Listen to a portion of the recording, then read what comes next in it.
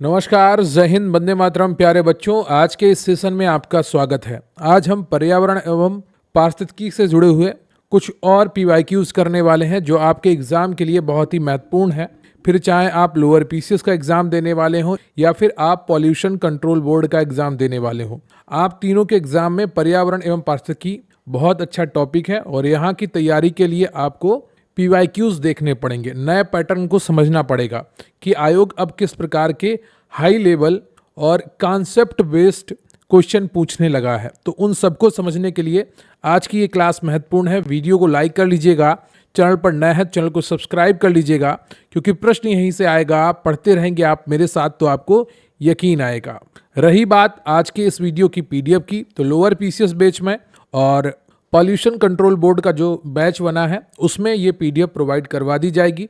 आप भी हमारे साथ जुड़ सकते हैं। स्क्रीन पर आपको व्हाट्सएप नंबर दिख रहा होगा, जहां पर मैसेज करके आप हमारे साथ जुड़िए और बहुत ही सुव्यवस्थित कंटेंट हम आपको प्रोवाइड कराएंगे। लेखपाल की परीक्षा में बहुत सारे प्रश्न हमारे कंटेंट से ही आए थे, तो अच्छे तरीके से तैयारी अगर करनी है, सुव्यवस्थित नोट्स चाहिए, वन लाइनर्स चाहिए, तो आप हमारे साथ जुड़िए और आपको बहुत सारा फायदा होने वाला है आपके आने वाले एग्जाम में। तो चलिए शुरू करते हैं आज का ये बेहतरीन सेशन। अगला प्रश्न है आपका कि निम्न में से कौन सा कथन सही है, और सही उत्तर है इसका ऑप्शन ए।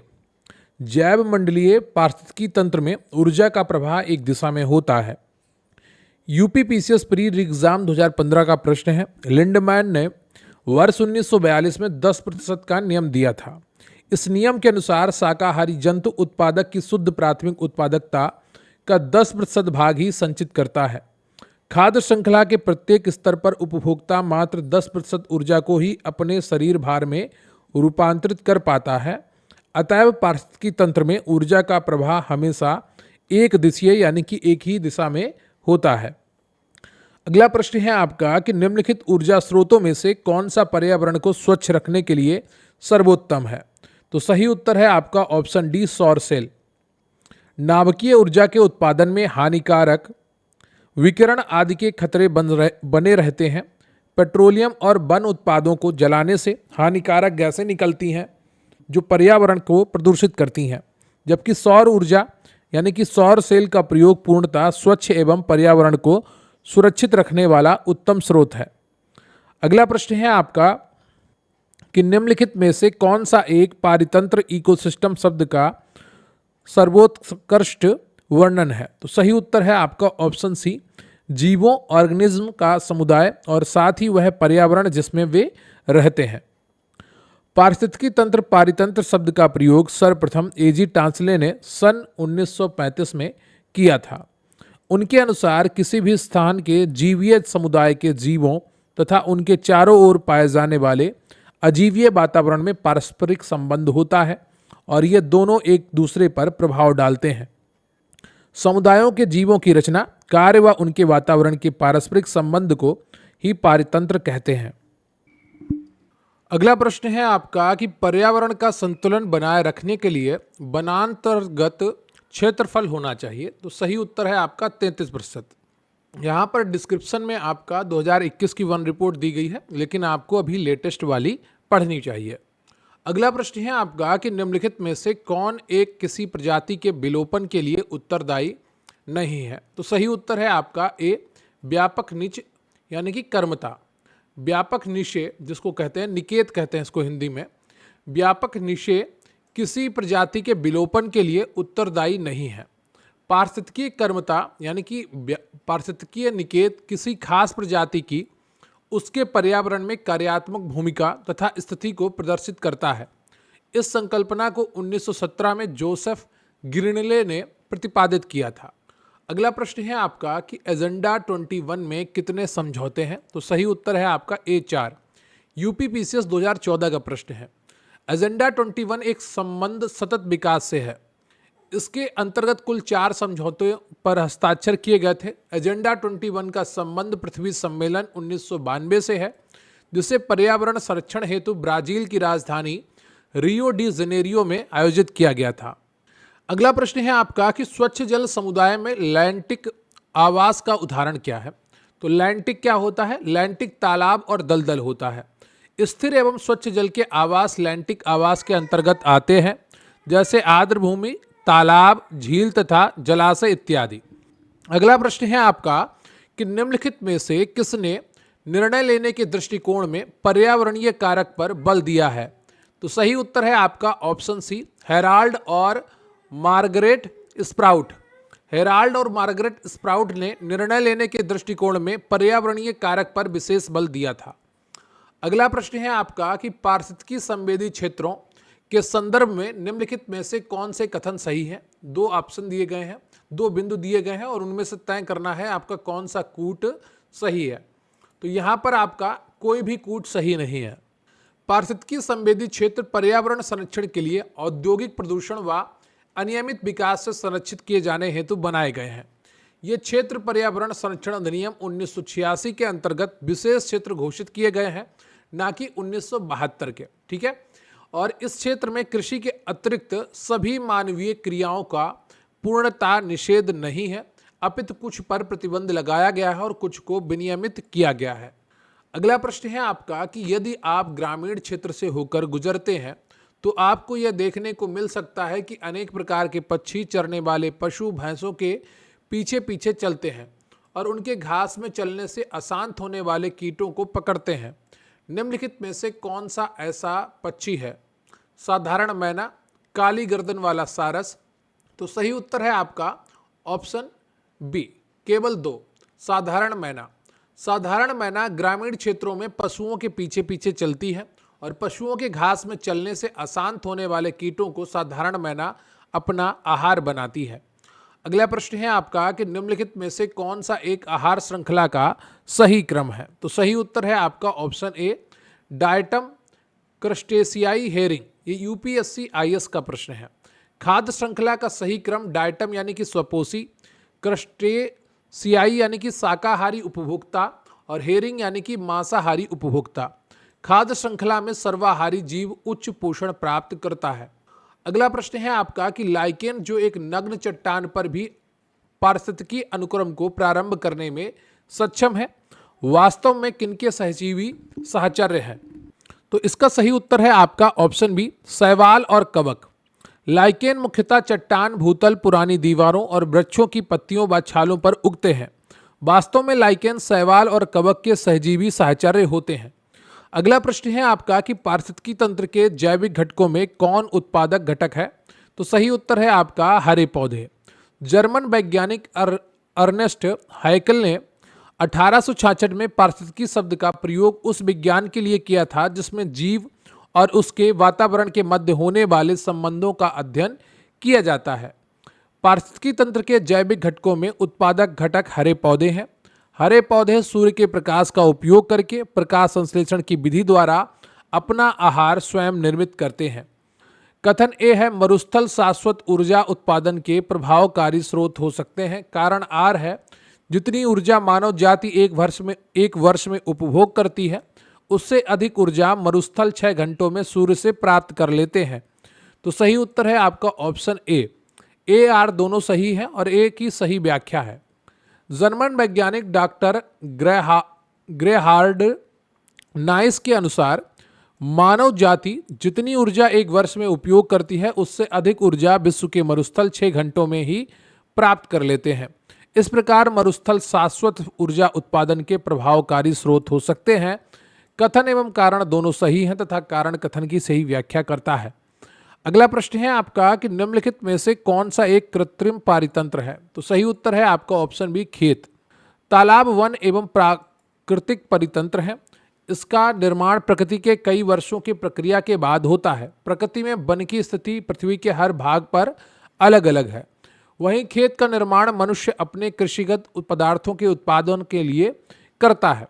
इसमें रोज की जरूरतों की वस्तुएं जैसे चावल, गेहूं, मोटे अनाज आदि वस्तुओं का उत्पादन होता है। अगला प्रश्न है आपका कि पारितंत्र में खाद्य श्रृंखलाओं के संदर्भ में निम्नलिखित में से किस प्रकार का या के जीव अपघटक जीव कहलाते हैं? तो सही उत्तर है आपका ऑप्शन बी, 2 और 3, कवक और जीवाणु।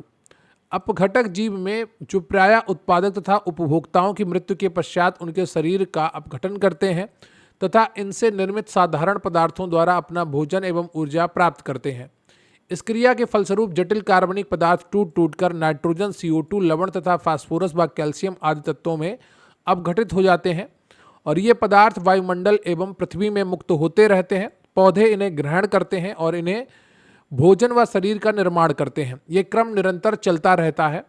अपघटनकर्ताओं के अंतर्गत मृतोपजीवी कवक एवं जीवाणु आते हैं। अगला प्रश्न है आपका कि पारितंत्र में खाद्य श्रृंखलाओं के संदर्भ में निम्नलिखित कथनों पर विचार कीजिए। एक खाद्य श्रृंखला उस क्रम का निर्देशन करती है जिसमें जीवों की एक श्रृंखला एक दूसरे के आहार द्वारा पोषित होती है। दूसरा है खाद्य श्रृंखला एक जाति की समष्टि के अंतर्गत पाई जाती है। तीसरा है खाद्य श्रृंखला उस प्रत्येक जीव की संख्याओं को जो दूसरों के द्वारा खाई जाती है निर्देशन करती है। तो सही उत्तर है आपका ऑप्शन ए, केवल एक सही है।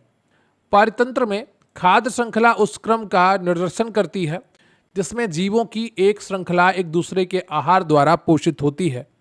एक खाद्य श्रृंखला विभिन्न जातियों को समाविष्ट करती है, न कि केवल एक जाति की समष्टि का अंतर्गत।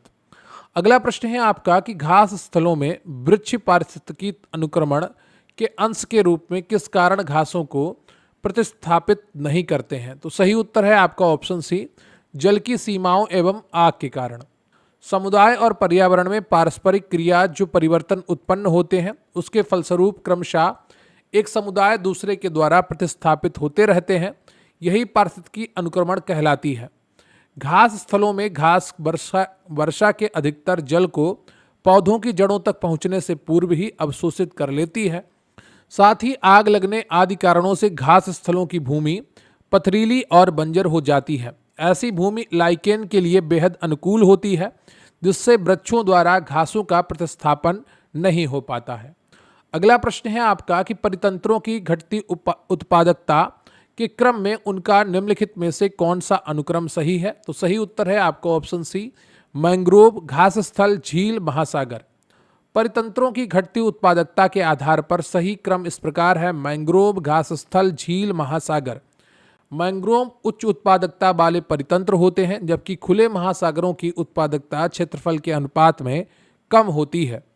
अगला प्रश्न है आपका कि पारिस्थितिकीय निकाय के रूप में आर्द्र भूमि, बरसाती जमीन निम्नलिखित में से किस हेतु उपयोगी है। तो सही उत्तर है आपका ऑप्शन डी, उपयुक्त सभी हेतु। पोषक पुनर्प्राप्ति एवं चक्रण हेतु, पौधों द्वारा अवशोषण के माध्यम से भारी धातुओं का मुक्त करने हेतु और तलछट रोककर नदियों का गादीकरण कम करने हेतु। आर्द्र भूमि क्षेत्र जलीय तथा शुष्क स्थलीय पारिस्थितिकी तंत्र के बीच के क्षेत्र हैं। इसमें पानी को सोखने और छानने के विशाल स्पंज हैं। ये पोषण पदार्थों की मात्रा को कम करके तलछटों को हटा देते हैं। आर्द्र भूमियों को पृथ्वी का गुर्दा भी कहा जाता है। वर्तमान में भारत की कई आर्द्र भूमियों को रामसर साइट में शामिल किया गया है। अगला प्रश्न है आपका कि एक मनुष्य के जीवन को पूर्ण रूप से धारणीय करने के लिए आवश्यक न्यूनतम भूमि का क्या कहते हैं। तो सही उत्तर है आपका ऑप्शन बी, पारिस्थितिकीय पदछाप। पारिस्थितिकी पदछाप या पदचिन्ह पृथ्वी के पारिस्थितिकी तंत्रों पर मानवीय मांग का एक मापक है। ये मानव की मांग की तुलना पृथ्वी की पारिस्थितिकी के पुनरुत्पादन करने की क्षमता से करता है। पारिस्थितिकी पदछाप की माप की इकाई भूमंडलीय हेक्टेयर है। अगला प्रश्न है आपका कि भारत में पारिस्थितिकी असंतुलन का निम्नलिखित में से कौन सा एक प्रमुख कारण है। तो सही उत्तर है आपका ए, वनोन्मूलन। भारत में पारिस्थितिकी असंतुलन का सबसे प्रमुख कारण वनोन्मूलन, वनों की कटाई है। वन पारिस्थितिकी संतुलन के लिए एक आवश्यक आयाम है, क्योंकि वन ऑक्सीजन प्रदान करता है और CO2 ग्रहण करता है। इसके अलावा यह विभिन्न जीवों को आवास भी प्रदान करता है। अगला प्रश्न है आपका कि किसी निश्चित क्षेत्र में प्राणियों की संख्या की सीमा जिसे पर्यावरण समर्थन कर सकता है कहलाती है। तो वो कहलाती है वहन क्षमता। किसी निश्चित क्षेत्र में प्राणियों की संख्या सीमा जिसे पर्यावरण समर्थन कर सकता है या वहन कर सकता है, तो वो वहन क्षमता कहलाती है, कैरिंग कैपेसिटी कहलाती है। जबकि जनसंख्या किसी इकाई क्षेत्र में रहने वाले लोगों की संख्या है तथा जैव द्रव्यमान किसी क्षेत्र विशेष में उपस्थित जीवों की मात्रा है। अगला प्रश्न है आपका कि मिलेनियम इकोसिस्टम असेसमेंट पारिस्थितिकी तंत्र की सेवाओं के निम्नलिखित प्रमुख वर्गों का वर्णन करता है: व्यवस्था, समर्थन, नियंत्रण, संरक्षण और सांस्कृतिक। निम्नलिखित में से कौन सी एक समर्थन सेवा है? तो सही उत्तर है आपका सी, पोषक चक्रण और फसल परागण। मिलेनियम इकोसिस्टम असेसमेंट के अनुसार पोषक चक्रण और फसल परागण एक समर्थन सेवा है। मिलेनियम इकोसिस्टम असेसमेंट ने मानव कल्याण के लिए इकोसिस्टम परिवर्तन के परिणाम और उन प्रणालियों के संरक्षण और स्थायी उपयोग के वैज्ञानिक आधार का आकलन किया था। अगला प्रश्न है आपका कि पारितंत्र उत्पादकता के संदर्भ में समुद्री उत्प्रवाह अपवेलिंग क्षेत्र इसलिए महत्वपूर्ण है क्योंकि यह निम्नलिखित माध्यमों से समुद्री उत्पादकता बढ़ाते हैं।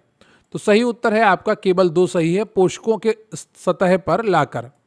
पारितंत्र उत्पादकता के संदर्भ में समुद्री उत्प्रवाह अपवेलिंग क्षेत्र इसलिए महत्वपूर्ण है क्योंकि ये पोषकों को सतह पर लाकर समुद्री उत्पादकता बढ़ाते हैं। समुद्र प्रवाह के अंतर्गत वायु प्रवाह तथा समुद्र की सतह पर विद्यमान गर्म एवं पोषक रहित जल को ठंडे तथा पोषक तत्वों से परिपूर्ण जल के माध्यम से स्थानांतरित कर दिया जाता है। अब हम बात करेंगे अपने नेक्स्ट टॉपिक का, जिसका नाम है बायोम एवं जैव मंडल। यहाँ से जुड़े हुए प्रश्न हम करने वाले हैं। अगला प्रश्न है आपका कि रेगिस्तान में आवास करने वाले जानवर कहलाते हैं, क्या कहलाते हैं, यह आपसे पूछा गया है।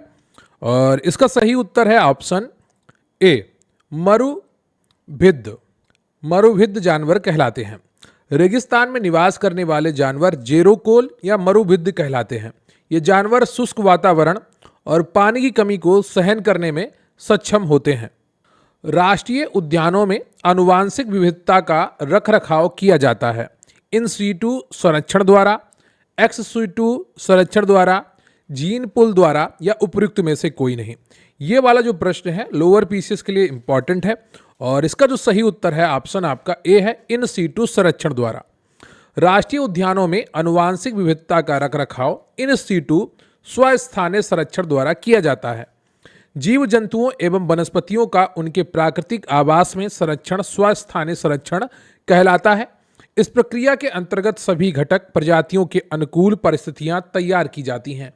स्वस्थानीय संरक्षण के अंतर्गत देश में राष्ट्रीय उद्यान, अभयारण्य और आरक्षित जैव मंडलों का निर्माण किया जाता है।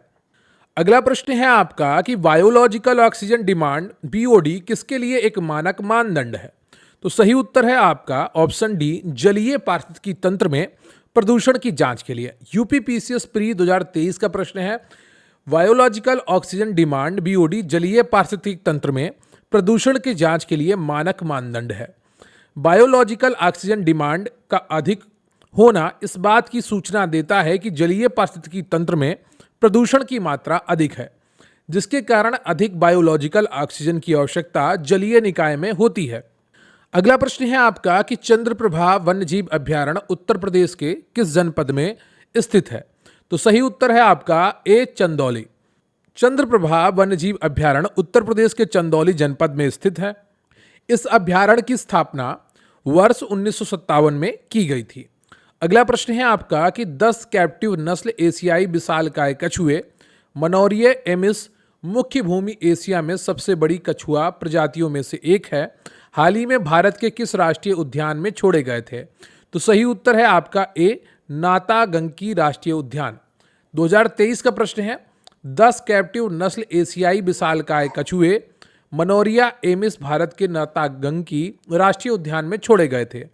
नातागंकी राष्ट्रीय उद्यान उत्तर पूर्व भारत के नागालैंड राज्य का एकमात्र राष्ट्रीय उद्यान है।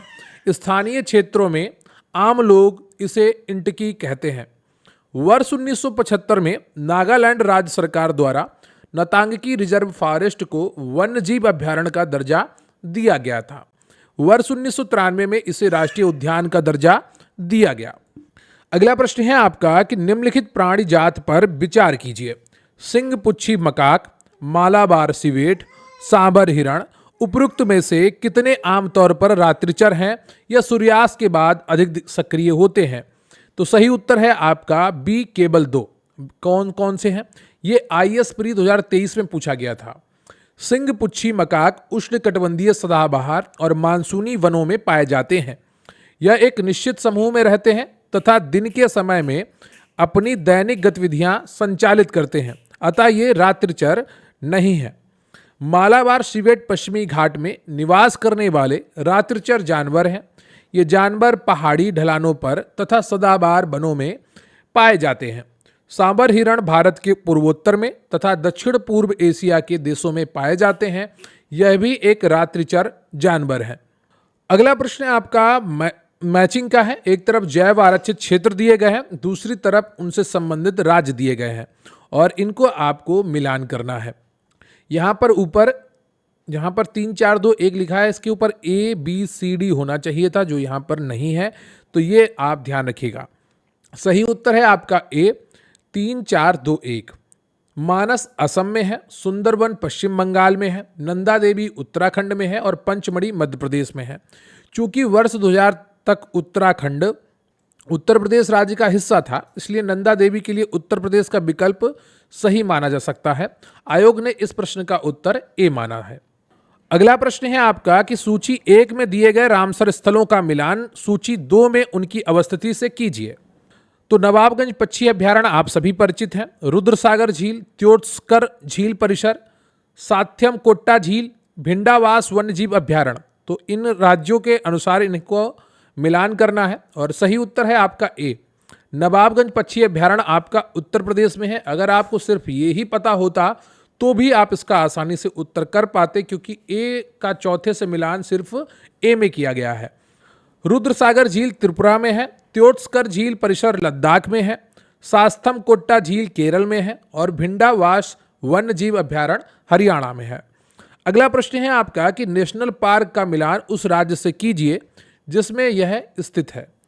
बालफाक्रम, महावीर हरिणा वनस्थली, नामदफा और नामेरी। सही उत्तर है आपका ऑप्शन बी। बालफाक्रम मेघालय में है, महावीर हरिणा वनस्थली तेलंगाना में है, नामदफा अरुणाचल प्रदेश में है और नामेरी असम में स्थित है। अगला प्रश्न है आपका कि वन्यजीव संरक्षण के बारे में भारतीय विधियों के संदर्भ में निम्नलिखित कथनों पर विचार कीजिए। 3 कथन दिए गए हैं, उनमें से कौन से सही हैं आपसे पूछा गया है। सही उत्तर है केवल 2 सही है, तो केवल 2 पर ही फोकस करते हैं। जब किसी वन्य जीव को संरक्षित घोषित किया जाता है तो यह जीव चाहे संरक्षित क्षेत्र में हो या उससे बाहर समान संरक्षण का हकदार है, तो ये बिल्कुल सही है।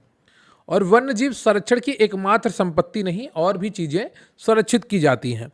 किसी संरक्षित वन्य जीव के मानव जीवन के लिए खतरा बन जाने की आशंका उस जीव को पकड़ने या मार दिए जाने के पर्याप्त आधार है, तो ऐसा नहीं होता है। भारतीय संविधान का अनुच्छेद 48A के अनुसार पर्यावरण की रक्षा और देश के वनोजीवों की रक्षा करना राज्य के नीति निर्देशक सिद्धांतों में है। वन्य जीव संरक्षण अधिनियम 1972 की धारा 39 के अनुसार वन्य जीव सरकार की संपत्ति है, लेकिन एकमात्र शब्द भ्रामक हो सकता है, पूर्णतया सरकार की संपत्ति माना जाता है। अधिनियम के अनुसार जब वन्य जीव संरक्षित घोषित होता है तो वह संरक्षित क्षेत्र में हो या बाहर उसे समान संरक्षण प्राप्त होता है। तो कथन 2 सही है। केवल आशंका के आधार पर जीव को मारना पर्याप्त आधार नहीं है। मुख्य वन्यजीव वार्डन की संतुष्ट होने पर ही उसे पकड़ने या मारने की अनुमति मिलती है। अगला प्रश्न है आपका सूची 1 को सूची 2 से मिलाना है। एक तरफ जैव मंडल दिए गए हैं, दूसरी तरफ उनकी अवस्थिति दी गई है। सिमलीपाल, पंचमढ़ी, नंदा देवी, नोकरेक। तो सही उत्तर आपका है यहाँ पर ऑप्शन बी। सिमलीपाल उड़ीसा में है, पंचमढ़ी मध्य प्रदेश में है, नंदा देवी उत्तराखंड में है और नोकरेक आपका मेघालय में है। अगला प्रश्न है आपका कि हाल ही में चीन ने संगतेंग वन्यजीव अभ्यारण्य के आसपास के क्षेत्रों पर अधिकारों का दावा किया, यह दावा करते हुए कि यह एक विवादित क्षेत्र है। यह वन्यजीव अभ्यारण्य कहाँ स्थित है? तो सही उत्तर है आपका भूटान, बी ऑप्शन आपका सही है। सांगतेंग वन्यजीव अभ्यारण्य भूटान के पूर्वी भाग में स्थित अभ्यारण्य है। यह लगभग 740.60 वर्ग किलोमीटर के क्षेत्र में फैला है। यह अभ्यारण्य बांग्लादेश के अधिकांश पृथक खानाबदोश जनजाति के लोगों का निवास स्थल है। अगला प्रश्न है आपका कि निम्न कथनों पर विचार कीजिए। 3 कथन दिए गए हैं, उनमें से कौन से सही है? भारत में बाघ परियोजना 1973 में चालू की गई थी, क्या यह सही है? वर्ष 2022 में राष्ट्रीय जैव विविधता दिवस मनाया गया, जिसकी विषय वस्तु सभी जीवन के लिए एक साझा भविष्य का निर्माण है। बाघ परियोजना बाघों को संरक्षित करने का एक कार्यक्रम है। सही है आपके ये तीनों। भारत में बाघ परियोजना प्रोजेक्ट टाइगर के नाम से 1973 में शुरू की गई थी। इसका मुख्य उद्देश्य बाघों को की विलुप्त होती हुई प्रजातियों का संरक्षण है। अंतर्राष्ट्रीय जैव विविधता दिवस प्रत्येक वर्ष 22 मई को मनाया जाता है। वर्ष 2022 के अंतर्राष्ट्रीय जैव विविधता दिवस की थीम सभी के लिए एक साझा भविष्य का निर्माण थी। वर्ष 2023 के अंतर्राष्ट्रीय जैव विविधता दिवस की थीम समझौते से कार्रवाई तक जैव विविधता का निर्माण है। अगला प्रश्न है आपका कि निम्नलिखित भूगर्भिक विरासत स्थल की उनके स्थान से सही मिलान करें। राष्ट्रीय काष्ठ जीवाश्म park, Shivalik park, stromatolite park या लोनार झील। तो यहाँ पर ABCD ऊपर होता है। सही उत्तर है इसका आपका ऑप्शन सी, राष्ट्रीय काष्ठ जीवाश्म पार्क तिरुचिरापल्ली तमिलनाडु में है। शिवालिक पार्क सिरमौर हिमाचल प्रदेश में है। स्ट्रोमेटोलाइट पार्क चित्तौड़गढ़ राजस्थान में है और लोनार झील बुलढाड़ा महाराष्ट्र में है। अगला प्रश्न है आपका कि राष्ट्रीय चंबल अभ्यारण्य निम्नलिखित में से किस राज्य का हिस्सा नहीं है। तो सही उत्तर है आपका हरियाणा।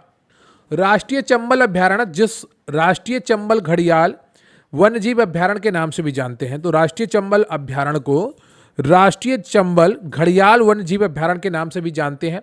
ये भारत का एक संरक्षित क्षेत्र है। ये चंबल नदी पर राजस्थान, मध्य प्रदेश और उत्तर प्रदेश के त्रिबिंदु क्षेत्र पर वर्ष 1978-79 में स्थापित किया गया था। इस अभ्यारण्य में लाल मुकुट वाले कछुओं और गंगा डाल्फिन का संरक्षण किया जा रहा है। हरियाणा इसका हिस्सा नहीं है।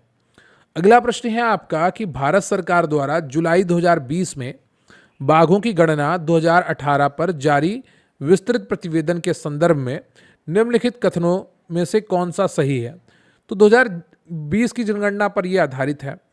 तो 1, 2 दोनों सही हैं। भारत में विश्व की कुल बाघों की आबादी का 70% था उस समय। भारत में लगभग 30% बाघ अभ्यारण्यों के बाहर रहते हैं। 29 जुलाई को दुनिया भर में अंतर्राष्ट्रीय बाघ दिवस मनाया जाता है। बाघ गणना रिपोर्ट 2022 के अनुसार भारत में बाघों की औसत संख्या 3682 है और 75% भारत में है। ठीक है। अगला प्रश्न है आपका कि सूची 1 को सूची 2 से मिलाना है। राष्ट्रीय उद्यान एक तरफ है, दूसरी तरफ राज्य है। ए ऑप्शन आपका सही है। इंद्रावती छत्तीसगढ़ में है, मोल्लेम गोवा में है, कलेसर हरियाणा में है, बेतवा या बेतला झारखंड में है। अगला है आपका कि सलीम अली चिड़िया अभ्यारण्य कहाँ स्थित है। तो सही उत्तर है आपका गोवा में। सलीम अली पक्षी अभ्यारण्य भारत के गोवा राज्य में मंडोवी नदी के किनारे चेरोआव या चाराव द्वीप पर स्थित है। इसका नाम एक प्रसिद्ध पक्षी विज्ञानी डॉक्टर सलीम अली के नाम पर रखा गया है। सलीम अली नेशनल पार्क श्रीनगर जम्मू कश्मीर में स्थित है। यहाँ चिड़िया अभ्यारण्य पूछा गया है जो गोवा में है। ठीक है। तो जो चिड़िया अभ्यारण्य है वो आपका गोवा में है और सलीम अली नेशनल पार्क श्रीनगर जम्मू कश्मीर में है। ये चीज़ें आप ध्यान रखिएगा। अगला प्रश्न है आपका कि भारत के किस राज्य में वन्यजीव अभ्यारण्य सबसे अधिक संख्या में है। तो सही उत्तर है आपका ऑप्शन ई। भारत में सर्वाधिक वन्यजीव अभ्यारण्य अंडमान निकोबार में है, जहां कुल 97 वन्यजीव अभ्यारण्य स्थित हैं। पूरे देश में लगभग 573 वन्यजीव अभ्यारण्य है। राज्यों में महाराष्ट्र 49 सर्वाधिक वन्यजीव अभ्यारण्य वाला राज्य है, जो विकल्पों में है, लेकिन समग्र भारत में अंडमान प्रथम है। देश में कुल 108 आपके राष्ट्रीय पार्क हैं। सर्वाधिक राष्ट्रीय पार्क मध्य प्रदेश में है, ये भी ध्यान रखिएगा। ठीक है। अगला प्रश्न है आपका कि मिजोरम में स्थित फामंगपुई राष्ट्रीय उद्यान को किस अन्य नाम से भी जाना जाता है। तो सही उत्तर है आपका ऑप्शन बी, नीला पर्वत उद्यान। फावंगपुई राष्ट्रीय उद्यान को नीला पर्वत भी कहते हैं।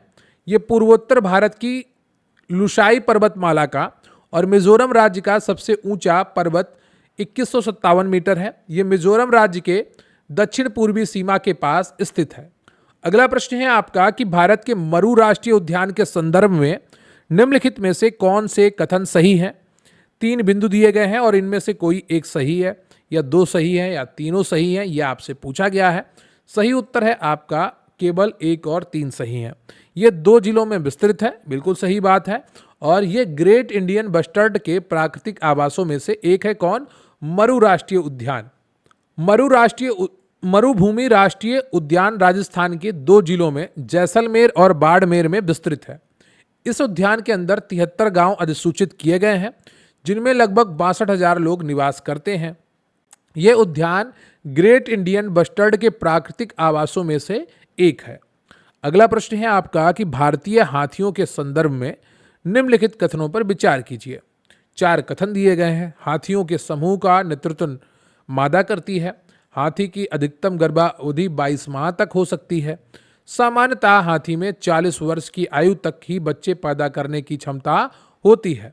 भारत के राज्यों में हाथियों की सर्वाधिक संख्या केरल में है। तो यहाँ पर 1 और 2 सही है। गर्भावधि जो हाथियों की होती है वो 22 माह तक हो सकती है और नेतृत्व मादा करती है। हाथी समूह में रहने वाली प्राणी है और समूह का नेतृत्व सबसे उम्र दराज मादा हाथी द्वारा किया जाता है। मादा हाथी द्वारा गर्भधारण के 18 से 22 माह बाद बच्चे का जन्म दिया जाता है। मादा हाथी लगभग 50 वर्ष तक प्रजनन कर बच्चे पैदा कर सकती है। वर्तमान में भारत में हाथियों की सर्वाधिक संख्या कर्नाटक में है। अगला प्रश्न है आपका कि निम्नलिखित में से कौन सा संरक्षित क्षेत्र कावेरी बेसिन में स्थित है। तो सही उत्तर है आपका 1, 3 और 4। नागरहोल राष्ट्रीय उद्यान कर्नाटक में है जो कावेरी बेसिन में फैला हुआ है। सत्यमंगलम बाघ रिजर्व तमिलनाडु में है तथा वायनाड वन्य जीव अभ्यारण्य केरल राज्य में स्थित है और ये भी कावेरी बेसिन के अंतर्गत ही स्थित है। पापीकोंडा राष्ट्रीय उद्यान आंध्र प्रदेश राज्य में गोदावरी नदी बेसिन में स्थित है।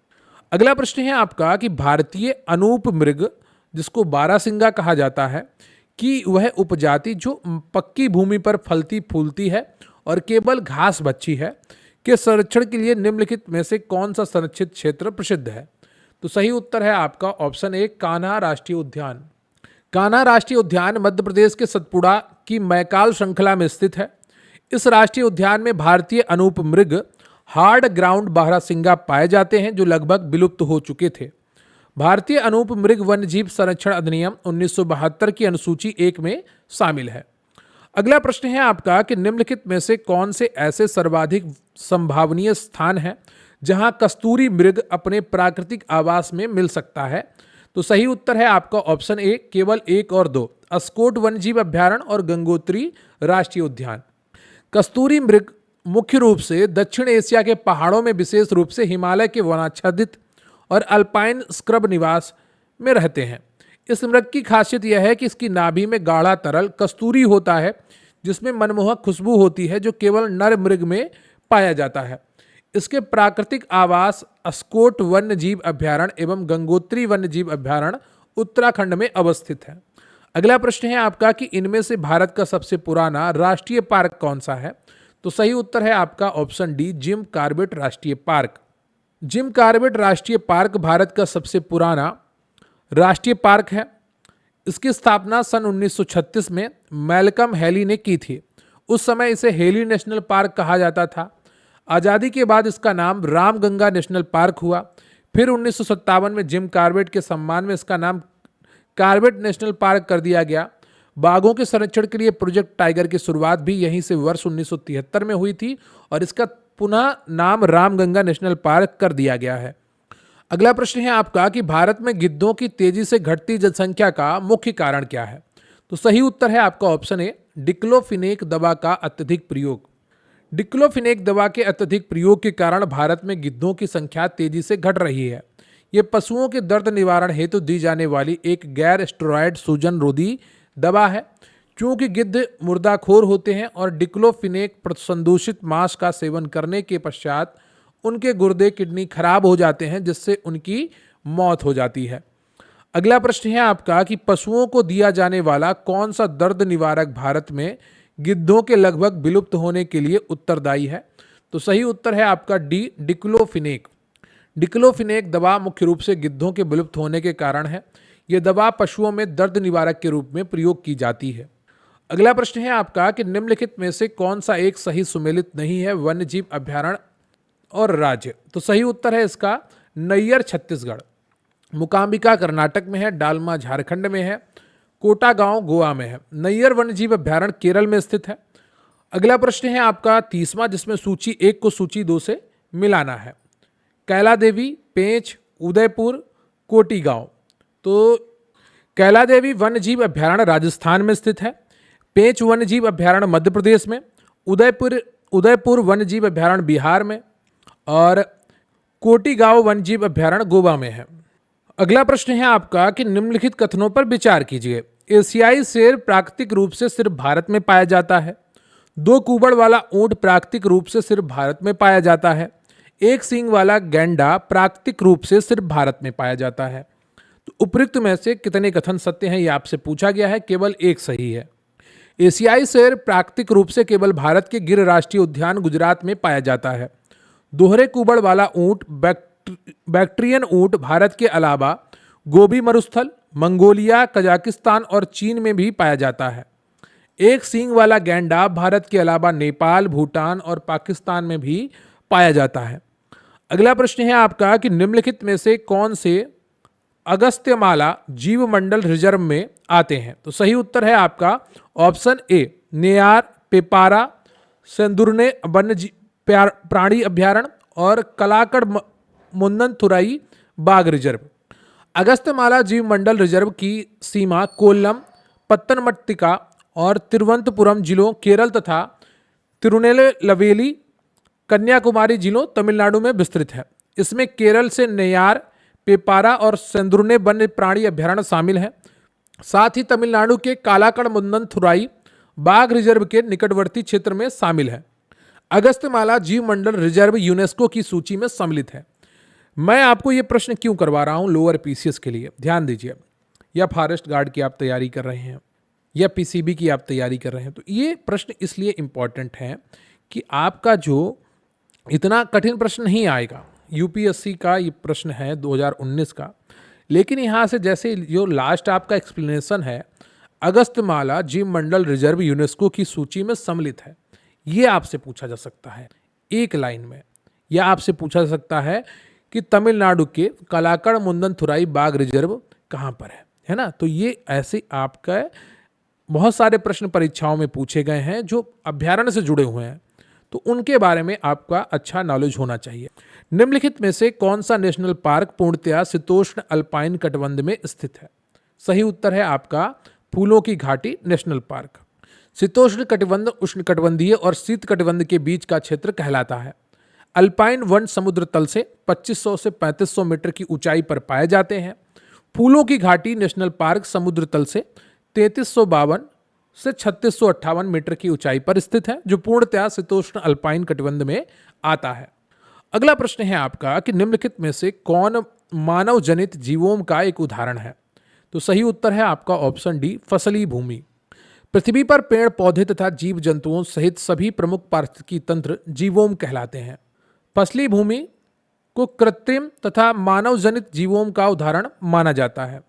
शेष विकल्प जलतंत्र, घास का मैदान, वर्षा वन प्राकृतिक जीवों के उदाहरण हैं। अगला प्रश्न है आपका कि डाचीगम राष्ट्रीय उद्यान निम्नलिखित में से किससे संबंधित है। तो सही उत्तर है आपका ऑप्शन डी, हंगुल या कश्मीरी स्टैग। दाचीगाम राष्ट्रीय उद्यान जम्मू कश्मीर राज्य में स्थित है, जिसकी स्थापना 1981 में हुई थी। यह उद्यान मुख्य रूप से हंगुल या कश्मीरी स्टैग के निवास के तौर पर जाना जाता है। इस उद्यान में हिमालयी नम शीतोष्ण वनस्पति, देवदार, चीड़ एवं साहेबलूत इत्यादि पाए जाते हैं।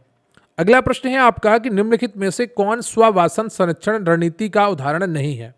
तो सही उत्तर है आपका बी, वनस्पतिक बाग।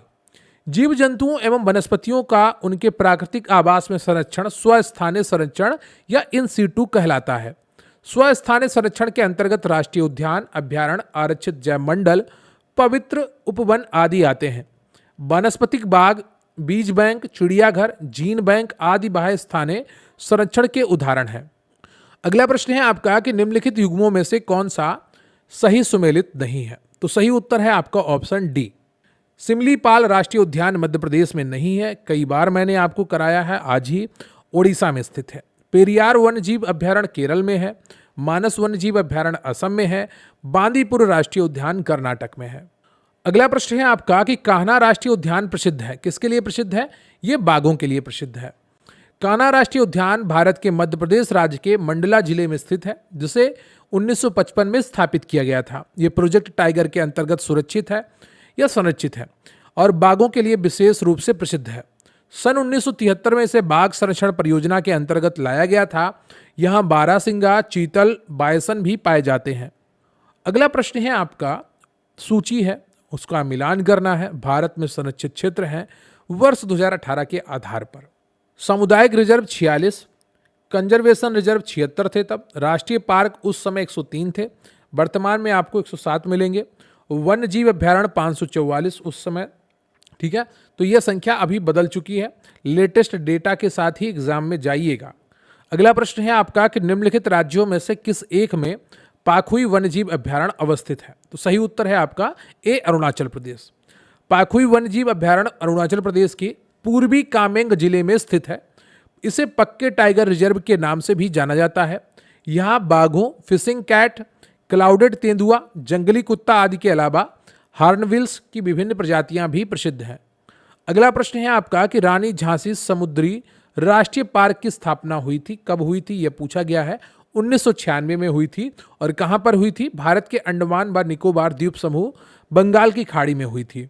इसकी स्थापना वर्ष 1996 में की गई। इसका कुल क्षेत्रफल 256.14 वर्ग किलोमीटर है। यूपी पीसीएस प्री 2017 का प्रश्न है। यहाँ पर कहीं झांसी ऑप्शन में दिया होता और पूछा जाता कहाँ पर है, तो बहुत से लोग झांसी टिक कर आते क्योंकि रानी झांसी देखते, लेकिन ये अंडमान निकोबार द्वीप समूह में है। अगला प्रश्न है आपका कि निम्नलिखित में से कौन सा भारत में स्थापित प्रथम राष्ट्रीय उद्यान है? तो सही उत्तर है आपका जिम कॉर्बेट राष्ट्रीय उद्यान। इसका वर्तमान नाम रामगंगा नेशनल पार्क है, ठीक है, ये ध्यान रखिएगा। भारत में स्थापित प्रथम राष्ट्रीय उद्यान हैली राष्ट्रीय पार्क था, जिसे 1936 में स्थापित किया गया था। अगला प्रश्न है आपका कि भारतवर्ष का प्रथम राष्ट्रीय उद्यान कौन है? तो जिम कॉर्बेट राष्ट्रीय उद्यान है। अगला प्रश्न है आपका कि अधोलिखित में से कौन जीव से जैव मंडल तक जैविक संगठन का सही क्रम है? सही उत्तर है आपका सी, जनसंख्या, समुदाय, पारिस्थितिकी तंत्र और भूदृश्य। जीव से जैव मंडल तक जैविक संगठन का सही क्रम इस प्रकार है। जनसंख्या यानी कि पॉपुलेशन, समुदाय यानी कि कम्युनिटी, कम्युनिटी से बनता है पारिस्थितिकी तंत्र यानी कि इकोसिस्टम, और इकोसिस्टम से लैंडस्केप। यम स्ट्रिपेस शब्द कभी कभी समाचारों में किस संदर्भ में देखा जाता है? तो सही उत्तर है आपका बाघ अभ्यारण्यों के रखरखाव से। यम स्ट्रिपेस मतलब monitoring system for tigers intensive protection and ecological status. यह भौगोलिक सूचना तंत्र जीआईएस आधारित तंत्र का प्रयोग करता है। अगला प्रश्न है आपका कि हाल ही में कुछ शेरों को गुजरात के उनके प्राकृतिक आवास में निम्नलिखित में से किस एक स्थल पर स्थानांतरित किए जाने का प्रस्ताव था? सही उत्तर है आपका कूनो पालपुर वन्यजीव अभ्यारण्य। विलुप्त हो रहे एशियाई शेरों के संरक्षण हेतु गुजरात के उनके प्राकृतिक आवास से उन्हें कूनो पालपुर अभ्यारण्य शिवपुर मध्य प्रदेश में स्थानांतरित करने का निर्णय लिया गया था। विशेषज्ञ समिति द्वारा यह प्रस्ताव इसलिए दिया गया क्योंकि वहां की परिस्थितियां एशियाई शेरों के लिए उपयुक्त हैं। अगला प्रश्न है आपका कि यदि आप घड़ियाल को उनके प्राकृतिक आवास में देखना चाहते हैं तो निम्नलिखित में से किस स्थान पर जाना सबसे सही है? तो सही उत्तर है आपका चंबल नदी। आईयूसीएन द्वारा अति संकटग्रस्त की श्रेणी में उल्लेखित घड़ियालों की भारत में ज्यादातर संख्या चंबल एवं गिरवा नदी में पाई जाती है। अतः यदि घड़ियाल को उनके प्राकृतिक आवास में देखना है तो चंबल के तट पर जाना सबसे उपयुक्त होगा। अगला प्रश्न है आपका कि कुछ कारणों यदि तितलियों की जाति स्पीसीज की संख्या में बड़ी गिरावट होती है तो इसके संभावित परिणाम क्या हो सकते हैं? तो सही उत्तर है आपका ऑप्शन 1 और 3। कुछ पौधों के परागण पर प्रतिकूल प्रभाव पड़ सकता है। इसके कारण बर्रों, मकड़ियों और पक्षियों की कुछ प्रजातियों की समष्टि में गिरावट हो सकती है। तितलियां परागणों को एक स्थान से दूसरे स्थान पर पहुंचाती हैं। तितलियों की संख्या में बड़ी गिरावट होगी तो इससे कुछ पौधों के परागण पर प्रतिकूल प्रभाव पड़ सकता है। तितलियों की संख्या में कमी होने से बर्रों, मकड़ियों और पक्षियों की उन प्रजातियों की जनसंख्या में कमी हो सकती है जो इनकी शिकारी हैं। तितलियों का कवकीय संक्रमण से सीधा संबंध नहीं होता है। तो वीडियो को लाइक कर लीजिएगा, चैनल पर नया है चैनल को सब्सक्राइब कर लीजिएगा और अपने दोस्तों के साथ शेयर करिएगा। कमेंट करके बताइएगा कि आज का ये सेशन कैसा लगा। देखिए बहुत सारे प्रश्न आपको कठिन लग रहे होंगे, लेकिन यही कठिन कठिन प्रश्नों का जब आप बार बार रिवीजन करते हैं तो परीक्षा हाल में बहुत आसान लगते हैं। तो अपने लिए तैयारी अगर अच्छी करनी है, स्ट्रॉन्ग बनाकर रखना है खुद को, तो अच्छी चीज़ों को तैयार करिए और चीज़ों को समझिए। बहुत आसानी से पूरा सिलेबस आपका कंप्लीट हो जाएगा। धीरे धीरे कर मैं सभी PYQs आपको ये पर्यावरण से संबंधित जो है, पारिस्थितिकी से संबंधित जो है करवाने वाला हूँ। और एक कंबाइंड वीडियो भी लास्ट में मैं आपको इनकी प्रोवाइड करवाऊंगा। तो रही बात आज के इस वीडियो की पीडीएफ की, तो फॉरेस्ट गार्ड में भी ये पीडीएफ उपलब्ध करवाई जाएगी और आपके लोअर पीसीएस में भी ये पीडीएफ उपलब्ध कराई जाएगी। अगर आप भी लोअर पीसीएस या फॉरेस्ट गार्ड की तैयारी कर रहे हैं तो स्क्रीन पर आपको व्हाट्सएप नंबर दिख रहा होगा, वहाँ पर आप मैसेज करके हमारे साथ जुड़ सकते हैं। बहुत ही सुव्यवस्थित ढंग से हम आपको कंटेंट उपलब्ध कराते हैं और कंटेंट पेपर में आता है कि नहीं आता है, इसके उदाहरण बहुत सारे मैं आपको व्हाट्सएप पर दे सकता हूँ। लेखपाल में बच्चों के मैसेज, मैं खुद से कुछ नहीं कहता हूँ, बच्चों ने जो मैसेज किए हैं, जो कमेंट किए हैं, वही मैं आपको दिखाऊंगा ताकि आपको सटीक जानकारी मिल सके कि कितने प्रश्न हमारे जो कंटेंट हमने दिया था लेखपाल में उससे आए हैं। एक 35 क्वेश्चन का प्रैक्टिस सेट दिया था। अभी 1-2 दिन पहले एक बच्चे ने मैसेज किया कि सर इस प्रैक्टिस सेट से 10 क्वेश्चन यूपी लेखपाल में पूछे गए हैं। सिर्फ एक प्रैक्टिस सेट से 10 क्वेश्चन। तो एग्जाम ओरिएंटेड कंटेंट आपको दिया जा रहा है, तो पेपर में आना ही है। और जितने भी हमारे बच्चों ने अच्छे से पढ़ाई की है और हिंदी और डीआई को अगर उन्होंने संभाल लिया है तो 70 के आसपास उनका लेखपाल में स्कोर बन रहा है। तो मिलेंगे फिर किसी अन्य वीडियो में, तैयारी करिए। और अगर आप पीडीएफ लेना चाहते हैं, हमारे साथ जुड़ना चाहते हैं, तो स्क्रीन पर आपको व्हाट्सएप नंबर दिख रहा है, वहाँ पर मैसेज करिए। लोअर पीसीएस के लिए लोअर पीसीएस लिख दीजिए मैसेज में, अगर फॉरेस्ट गार्ड के लिए चाहिए तो फॉरेस्ट गार्ड लिख दीजिए और बहुत ही सुव्यवस्थित कंटेंट आपको प्रोवाइड कराया जाएगा। अच्छे से तैयारी करते रहिए और सारी चीज़ें आपको क्रमबद्ध तरीके से मिलेंगी। आज के लिए बस इतना ही। जय हिंद, जय भारत।